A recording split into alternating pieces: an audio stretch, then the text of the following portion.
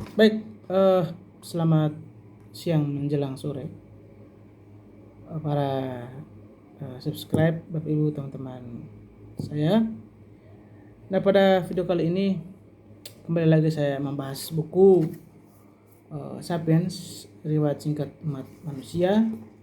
Dan seperti yang saya janjikan kemarin bahwa pada kesempatan kali ini saya akan melanjutkan membahas mengenai masyarakat makmur pertama sebagai bagian dari bagian ketiga, yaitu sehari dalam kehidupan Adam dan Hawa. Nah, berkaitan dengan pengantar sehari dalam kehidupan Adam dan Hawa ini, Bapak Ibu bisa menemukan di channel saya ini, bisa lihat di videonya. Nah, seperti yang saya katakan tadi bahwa salah satu potongan bab dari buku Sapiens, Riwayat Singkat Umat Manusia karya Yuval Noah Harari ini khususnya pada bagian yang membahas mengenai kehidupan masyarakat pemburu dan pengumpul. Nah, berikut ini adalah ringkasan singkat dan mendalam ya mengenai topik masyarakat makmur pertama tersebut. Masyarakat makmur pertama, kaum pemburu pengumpul yang saya pahami dan bisa saya bagikan. Nah, secara garis besar dalam bab ini atau teks ini sebenarnya menantang prasangka modern yang menganggap kehidupan manusia purba sebelum revolusi pertanian adalah sebuah masa yang kelam, brutal, dan penuh penderitaan. Akan tetapi sebaliknya, Harari menyajikan argumen yang berbeda, bahwa masyarakat pemburu pengumpul mungkin adalah masyarakat makmur pertama yang memiliki kualitas hidup, kesehatan, dan kecerdasan individual yang lebih tinggi dibandingkan dengan rata-rata manusia di zaman agraris maupun industrial. Nah, yang pertama yang menyoroti berkait dengan struktur sosial dan domestikasi awal kehidupan pra pertanian itu didominasi oleh kelompok-kelompok kecil, kawanan yang terdiri dari beberapa lusin hingga ratusan individu.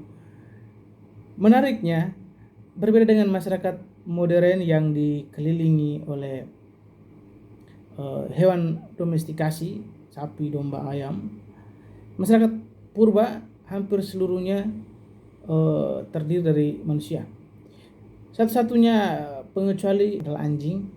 Anjing adalah hewan pertama yang didomestikasi oleh Homo sapiens sekitar 15.000 tahun yang lalu, dan mungkin bahkan lebih awal.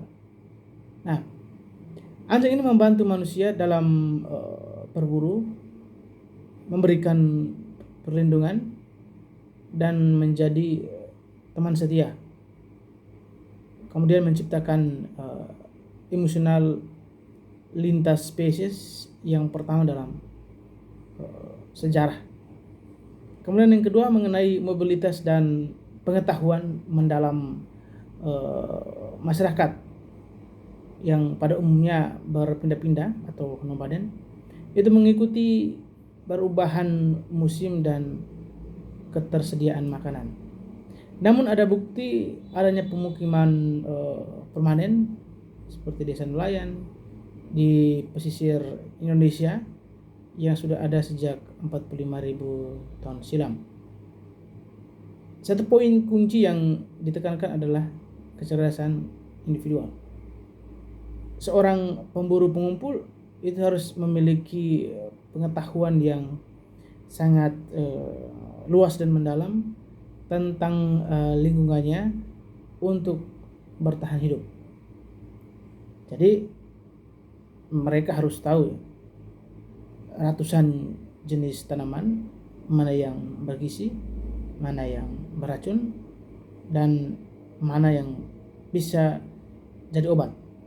Kemudian yang kedua, pola perilaku hewan dan tanda-tanda alam, cuaca, jejak kaki, suara burung bahkan.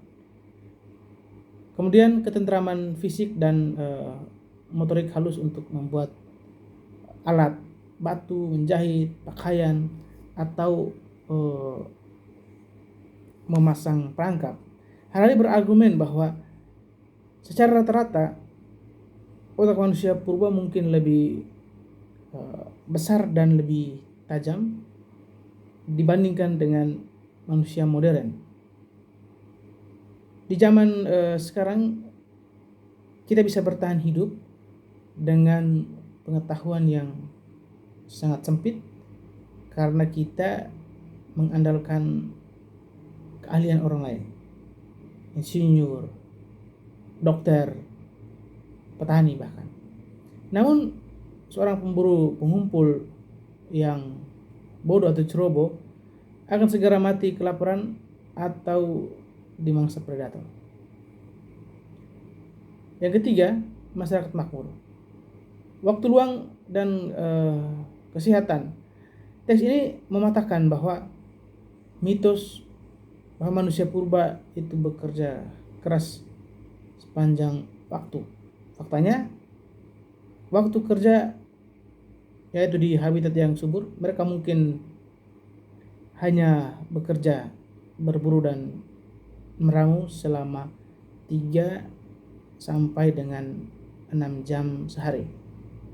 Sisa waktunya mereka gunakan untuk bercerita, bermain dengan anak-anak, dan bersosialisasi.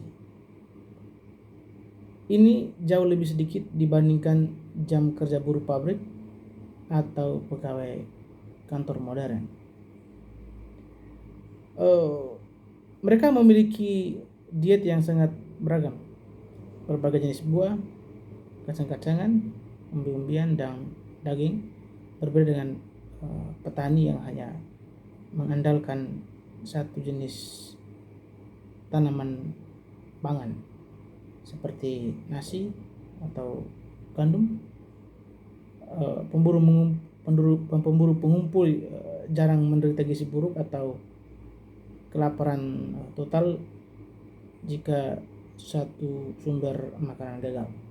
Kemudian juga kesehatan, karena tidak hidup berdesakan dengan hewan ternak dan tinggal dalam pemukiman yang padat dan yang kotor, mereka terhindar dari banyak penyakit menular yang muncul setelah revolusi pertanian seperti cacar atau flu. Tapi ada sisi gelapnya, bahwa realitas kehidupan yang keras, meskipun disebut makmur, kehidupan mereka tidak sempurna. Harari menggunakan contoh suku Aceh di Paraguay untuk menunjukkan kompleksitas moral mereka. Di satu sisi mereka sangat murah hati, tidak materialistis, dan menghargai interaksi sosial. Karena di sisi lain mereka melakukan praktik yang bagi kita sangat kejam, membunuh bayi yang dianggap cacat atau tidak diinginkan, meninggalkan orang tua yang sakit atau sudah tidak mampu mengikuti mobilitas kelompok di tengah hutan. Namun pada bab ini memperingatkan agar kita sebenarnya tidak cepat menghakimi. Tindakan yang dimaksud oleh Harari tersebut seringkali merupakan strategi bertahan hidup yang ekstrem dalam lingkungan yang keras di bawah ancaman musuh. Jadi kesimpulan pada bab ini bahwa kehidupan pemburu pengumpul adalah masa di mana manusia sangat selaras dengan alam. Mereka memiliki tubuh yang segar, bugar, pengetahuan lingkungan yang luar biasa, dan sosial struktur yang suportif dan pragmatis. Nah, revolusi pertanian memang meningkatkan jumlah total populasi manusia, tetapi bagi individu rata-rata hal itu mungkin berarti kerja lebih keras, diet yang lebih buruk, dan hilangnya kebebasan yang pernah dinikmati oleh sapiens, nenek moyang mereka. Oke, terima kasih. Sampai ketemu lagi di pembahasan yang lain.